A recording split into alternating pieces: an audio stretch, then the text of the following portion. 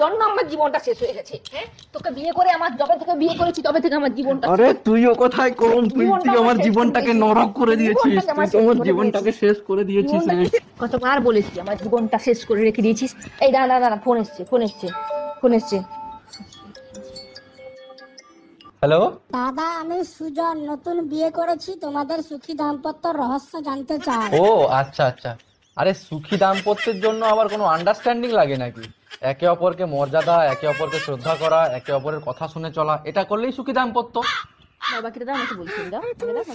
Hello, হ্যাঁ, সুখী থাকার গোপন রহস্যটা হচ্ছে কেউ কাউকে ছোট করা যাবে না, একেবারেই ছোট করা যাবে না, আর নিজেদের মধ্যে একেবারে ঝামেলা করা যাবে না, তাহলে কিন্তু তোমরা সুখী থাকতে পারবে। ঠিক আছে, চলো।